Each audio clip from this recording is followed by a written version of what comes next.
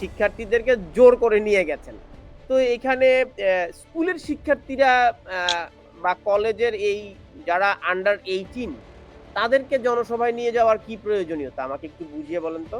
জোর করে এই যে ছাত্র বক্তব্য দিচ্ছে তাদেরকে জোর করে আপনারা জনসভায় নিয়ে যাচ্ছেন। অবশ্যই। না, বুঝে আমরা জনসভাগুলোতে মানে যেটা জোর করে নিয়ে আসছি। মানে এই শব্দটা হচ্ছে মানে যেটা অভিযোগ আসছে এটা একেবারে মিথ্যা। মানে আমার দলের বা আমার কেন্দ্রীয় কমিটি না, মানে আমাদের এই জেলা কমিটি বা উপজেলা কমিটি কোন ব্যক্তি কোন রকম মানে এটার সাথে জড়িত থাকলে আমরা সঙ্গে সঙ্গে আমাদের সাংগঠনিক একটা ব্যবস্থা নিচ্ছি। তারপর হচ্ছে আইনি ব্যবস্থা হবে। মানে মনে করেন তাৎক্ষণিকভাবে যার নামে অভিযোগটা উঠে তাকে হচ্ছে আমরা আমাদের দল থেকে তাকে বহিষ্কার করা হয়। তারপরে হচ্ছে আইনি প্রক্রিয়াটা চলবে।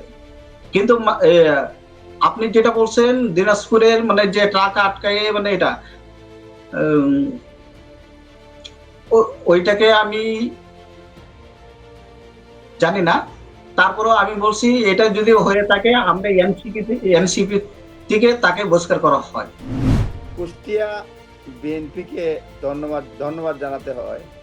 এটলিস্ট একটা সৎ সাহসের পরিচয় দিয়েছে তারা, যে এটলিস্ট তারা বলতে চাচ্ছে অভিযোগ দেওয়ার গণতান্ত্রিক যে চর্চা বাংলাদেশের রাজনীতিতে অভাব, সেটার একটা মানে বিপরীত ছুটে তারা গিয়েছে, এবং এটা খুবই জরুরি আমাদের জন্য, বাংলাদেশের জন্য।